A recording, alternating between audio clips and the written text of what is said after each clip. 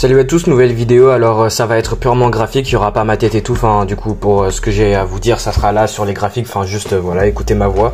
Bref, du coup je vais parler de ma première semaine, enfin de la première semaine d'avril. On est le 5 avril, vendredi soir, fin de la journée, voilà, basta. Et donc cette semaine, deux trades. Donc celui-ci perdant, super bon trade que du coup je vais tout expliquer. Quelle est l'erreur qui m'a fait perdre? Ok, et j'ai ouvert un trade tout à l'heure qui tourne en joli gain, mais que j'ai fait une petite bêtise, que du coup voilà, tout sera expliqué. Donc je veux pas que la vidéo elle soit trop longue comme d'habitude, je vais aller droit au but. Alors sur GBP CAD, on était passé sur une tendance haussière, on est revenu derrière bien à gauche, bien à gauche d'il y a longtemps.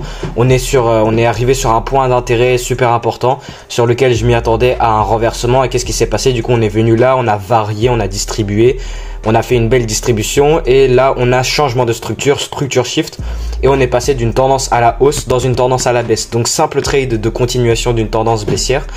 Qu'est-ce qu'on avait eu donc à ce moment-là, on a cette nouvelle cassure de structure. Là on a distribué pour créer cette cassure de structure. J'ai repéré le dernier mouvement acheteur avant la vente avec du gap qui a créé cette cassure de structure. Je vais vous expliquer pourquoi pas celle-ci ici, que du coup je cherchais à vendre avant, mais en réalité c'était pas elle, c'était donc elle. Aussi je vais juste pour rendre le graphique beaucoup plus simple, je vais les supprimer, mais donc aussi on a comme confluence du volume pile dans mon point d'intérêt, donc dans ma zone de supply, dans ma zone d'offre, dans ma POI, dans mon PD array si vous voulez. Donc là voilà, on a le volume de la confluence en plus et on a mes niveaux de retracement optimal du haut de la rangée vers le bas de la rangée. Voilà, bref. Donc là on a distribué pour créer la cassure de structure et ça c'est le dernier mouvement, le dernier achat qui doit être fermé avec les positions en achat en négatif du Composite Man à fermer avant de continuer à la baisse. On a mon modèle d'entrée, cassure de structure, la SND qui a créé la cassure de structure, liquidité à prendre et liquidité à viser qui est du coup l'order flow, le order flow attractif, du coup la structure attractive, la structure faible à venir viser. Donc voilà, on a tout, on revient dans la zone et mon entrée je l'ai pas placée sur l'ouverture, sur le bas de la zone, je l'ai placé au 50%, j'ai placé mon ordre limite sur le 50% de la zone.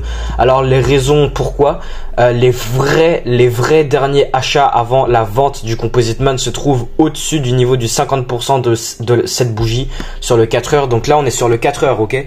On est bien sur le 4 heures, c'est de la plutôt grosse data. Si je reviens ici, ça c'est mars, ok, ici c'est mars, début mars. Donc dans tout ça on a un mois de price action, donc voilà. Bref, ça on s'en fout, on est sur le 4 heures. Donc, et dans cette bougie 4 heures, en raffinant sur les temporalités plus petites, j'ai trouvé, enfin pour moi, là où les vrais achats à venir fermer, c'est pas en bas.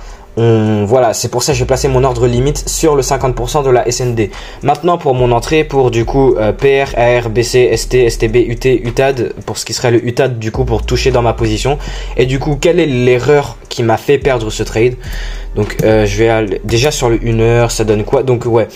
Donc petite formation d'une distribution. Donc ici on a le niveau de résistance préliminaire parce que ici on a un niveau de résistance tout simplement. Donc ça c'est la résistance préliminaire qui crée du coup de la liquidité acheteuse juste au-dessus, que le Composite Man va récupérer pour pouvoir vendre, mais vendre où? Une fois qu'il aura fermé ses dernières positions en négatif qui se trouvent à ce niveau là. Donc il a pris de la liquidité acheteuse et en plus de ça il crée une distribution pour du coup vendre à partir du niveau qui est là. Mais au final les annonces économiques qui n'ont pas été dans ma faveur. Donc j'avais pas check les annonces économiques du jour. On avait CAD, ok, donc le trade c'est sur GBP CAD. Et sur CAD qu'est-ce qu'on a? On a ces news économiques du premier vendredi du mois qui sont des annonces économiques très importantes. Et c'est super con.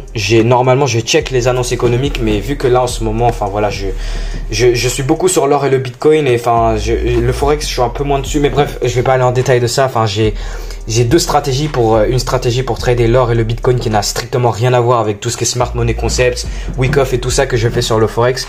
Et donc voilà, je suis un petit peu déconnecté du forex un peu, c'est pour ça que j'ai pas trop d'opportunités, enfin si j'ai pas trop d'opportunités en ce moment, mais on s'en fout, je suis désolé, enfin voilà, je pars trop à côté. Donc bref, j'avais pas check les annonces économiques d'aujourd'hui et cette position, enfin voilà, j'avais pas checké les annonces économiques et du coup il y a bel et bien un potentiel. Je dois pas placer de position près, je dois pas avoir le prix très près d'une position en attente quand il y a une annonce économique à un très haut impact. Ok, si les datas ça aurait été inversé, ok super. Donc là on a liquidé vers le bas pour passer à la hausse. Donc qu'est-ce qu'on aurait fait dans le sens inverse? On serait liquidé à la hausse pour créer le UTAD de cette distribution et puis partir à la baisse et mon trade serait dans la bonne direction. Mais bon, c'est pas ce qui s'est passé, et voilà. Donc normalement les annonces économiques c'est en lien avec où le composite man il veut emmener le marché et c'est juste des accélérateurs de setup, mais juste pour être sûr, une annonce économique comme celle-ci avec le prix très proche de mon ordre limite, on sait jamais. Voilà, donc l'erreur de ce trade, pour moi le setup il est bon, mon modèle est là, donc ici la vraie distribution pour casser la structure c'est ici. Mais en fait ça c'est juste une redistribution après cette distribution pour qui servira de création de liquidité en dessous de la zone qui est ici. C'est pour ça que, parce que si on regarde en réalité la structure, là on a cassure de structure du bas qui est là quoi, on a cassure de structure et là on est venu, on a cassé ça du coup potentiellement ici, ça là, au lieu de voir ça comme création de liquidité, on voit ça comme changement de structure et là potentiellement on passe à une tendance haussière. Mais pour moi voilà, la plupart du temps c'est une création de liquidité. Et voilà. Bon bref, le setup en tout cas il est bon, tout est bien, il y a toutes mes confluences, il y a tout, mon setup il est là, on distribue. Donc au moment du UT on n'avait toujours pas exécuté ma position, je m'y attendais du coup à un UTAD pour fermer du coup ce qui serait à haut. Enfin voilà, donc j'ai encaissé cette perte donc sur le compte à 5000 du coup sur ce parcours de 0 à 100 000 de financement en capital trading. Là du coup je suis financé à 5000, voilà, c'est pas beaucoup et pour commencer je prends 0,5 risque en risque par position, donc la 0,5% du compte en risque par position, et une fois que je touche les 2% de gain, après je passe au risque initial qui est de prendre 1% de risque par trade. Et donc voilà, j'ai perdu 0,5% et le compte il est à 4975, voilà, vu que 0,5% de 5000 c'est 25 balles, donc c'est un risque de 25 balles sur la position, donc 25 balles de risque pour gagner 6 RR, donc 6 fois 25. Mais voilà, trade perdu. Et maintenant sur GBP USD, la position que je venais juste de prendre, que j'ai pris tout à l'heure, donc très bonne position, voilà ici.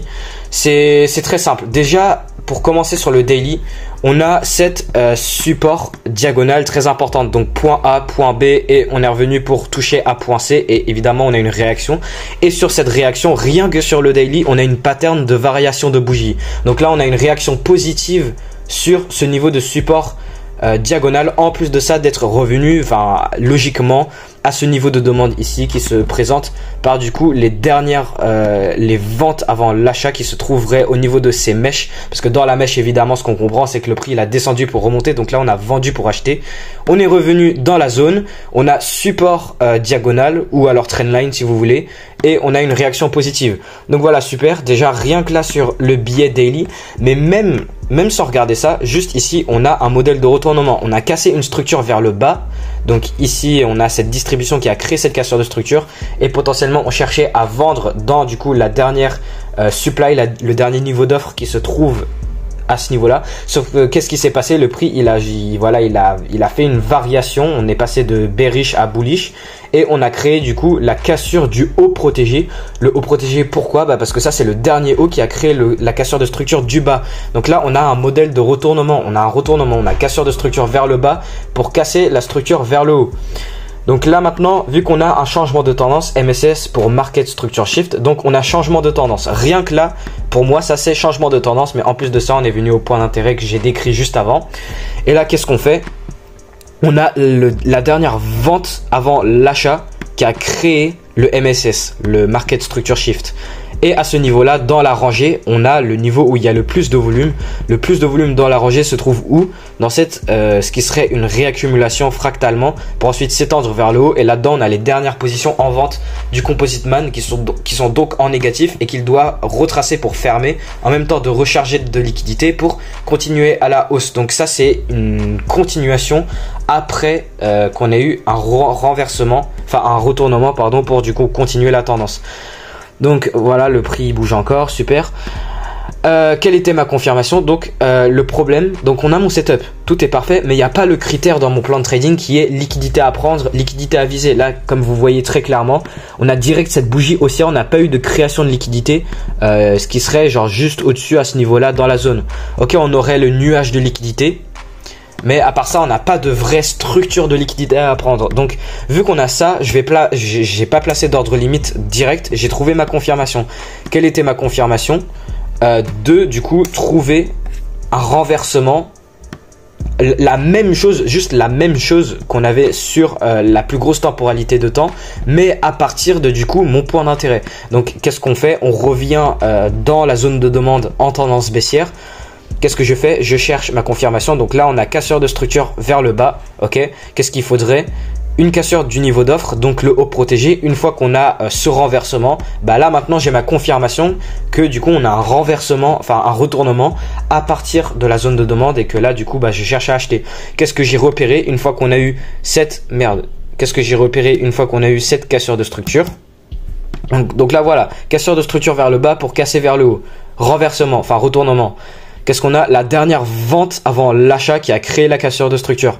Pas elle, parce que déjà elle est pas très signifiante. Là, on a une vraie variation vendue pour acheter avec du gap laissé derrière. Donc les doubles gap, gap, gap. Donc ces deux bougies-là qui sont gapées. J'ai placé mon ordre limite sur du coup cette zone. Stop loss, le stop loss ça aurait pu être en dessous de ce bas, mais juste pour garder les choses bien sûres. Stop loss en dessous de ce bas là. Et donc voilà, on revient, on réagit et on passe joliment à la hausse. Et maintenant on se trouve dans ce nouveau niveau qui est là, où potentiellement on va avoir un petit retournement, mais ça c'est autre chose. Donc pour manager ce trade, quel est le problème du management de ce trade? Donc voilà, j'ai expliqué tout le setup, je vous ai expliqué ma confirmation. Donc voilà la raison pour laquelle j'ai chopé ce joli achat. Et maintenant le putain de gros problème. Donc du coup en résumant tout ce que j'ai fait, tout ce que j'ai expliqué dans cette vidéo, je suis actuellement donc à moins 0,5% de gains de gains et pertes de PNL. Je suis à moins 0,5% sur ce mois. Et là, ce qui se passe, c'est que du coup, de base, je risque 0,5% sur ce trade. Et là, je suis à plus 2 RR. Donc là, normalement, je suis à 50 balles de gain. Et vu qu'on se trouve dans ce niveau d'intérêt où le prix, il va potentiellement réagir à la baisse. Ici, c'est où je prendrai donc le fameux TP1 ou les partials. Du coup, prendre la moitié de ma position et laisser le reste tourner à mon TP final. Et du coup, j'ai donc un autre biais à ce qu'on vienne encore plus haut. Mais ça, après, je vais pas aller dans les détails de ça. La vidéo, elle est déjà assez longue. Donc, et là, j'ouvre mon MT5 pour du coup prendre les partials à ce niveau-là, parce que du coup on est dans cette zone qui est ici. Si on y pense, là on a un setup pour la vente, là je pourrais vendre ici. Là on a un setup casseur de structure, on a une création de liquidité pour ensuite casser la structure. La dernière achat avant la vente qui a créé cette cassure de structure. Et là on pourrait vendre ici. Donc ici c'est où je prendrai mes partials. Mais au moment d'ouvrir mon compte MetaTrader 5 pour du coup prendre les partials de ma position, qu'est-ce que je vois? Je suis à, au lieu d'être à 2 R de gain, je suis au nombre de gains en termes monétaires de comme si j'avais, comme si j'étais à 1 RR. Pourquoi? Regardez, en calculant ma taille de position, GBP USD, taille du compte 5000, ratio de risque, au lieu de mettre 0,5, j'ai tapé 0,25. 0,25 pardon, sans faire exprès, parce que je sais pas, j'avais l'esprit dans la tête du ouais, je risque 25 balles par position. Là par exemple, si j'aurais fait swap with money, là ok. Donc j'ai risqué sur sur la position, j'ai risqué 12 donc voilà, sur le compte à 5000, risquer 1% par trade, c'est risquer 50 balles, risquer 0,5% par trade, c'est risquer 25 balles. Sauf que là, j'ai mis 0,25. Donc j'ai risqué 12,5 balles sur le trade. Et vu que je suis à 2 RR, je tourne à peu près, juste au-dessus de 2 RR, je tourne à peu près entre les 25 et 30 balles de gain. Alors que normalement, je suis censé être genre entre 50 et 60. Donc c'est complètement con. Là, normalement, j'aurais pris mes partials, du coup 0,25, donc enfin la moitié. Donc j'aurais pris 1 R pour déjà de une retrouver le balance du compte du début de mois, du coup recouvrir le trade précédent que j'ai perdu sur GBP CAD. Et voilà, normalement vous avez compris. Si vous n'êtes pas con, vous avez compris que juste j'ai fait déjà que je risque la moitié de mon risque habituel, mais alors là j'ai risqué la moitié de la moitié du risque habituel. Donc là c'est super con, je suis à presque rien du tout en gain, c'est vraiment pas beaucoup. Mais enfin c'est con. Ok, c'est un trade gagnant, je vais retrouver mes balances initiales, mais moi mon but c'est quand même de monter. Ok, c'est un trade gagnant, ok, je fais du profit, mais en mode voilà, c'est une erreur très bête, une petite erreur de déconcentration ou de je ne sais quoi. Ça, enfin c'est pas que ça a gâché le trade, mais en mode je gagne la moitié de ce que je suis censé gagner. Voilà, donc excusez-moi. Donc voilà. Voilà pour cette première semaine d'avril dans ce parcours de 0 à 100 000 de financement en capital trading. Du coup, pour ceux qui sont nouveaux, je sais pas, le but du coup c'est de faire du profit sur ce compte à 5 000, investir dans un compte à 50 000, trader le 50 000 et après du coup me faire financer 5 000 et ainsi de suite. Hein. Évidemment, je vais pas me finir à 100 000, mais voilà. Donc très con, très bon trade. Je vous ai tout expliqué, tout est parfait. Ok, juste tout est parfait, mais je suis entré avec le mauvais risque et voilà. Allez, salut pour vous montrer la suite et voilà. Alors ça fait 2 fois que je fais le débile sur les 2 trades que j'ai pris en ce début de mois d'avril. Le premier truc, je me suis fait stop loss du coup parce que il y avait une annonce économique et j'ai pas check. Donc voilà, je me suis fait stop loss à cause de ça. Une erreur bête. La deuxième erreur bête, ok, trade gagnant, super trade, je vous ai tout expliqué dans la vidéo. Mais j'ai entré la mauvaise taille de risque. Donc deux trucs bêtes. J'ai pas check les annonces économiques, jamais de la vie, je vous le dis, jamais de la vie j'aurais gardé cet ordre limite sur GBP CAD en voyant les annonces économiques. Donc voilà, un truc bête, j'ai pas check Forex Factory et sur MyFXBook pour calculer ma taille de position. J'ai mal calculé, donc voilà. Deux trucs bêtes, je suis con. Enfin, pour ceux qui me connaissent dans la vie de tous les jours, mes potes qui potentiellement regardent la vidéo, je suis con. Enfin voilà. Donc ça se reflète dans mon trading, mais fait chier. Allez bon, salut.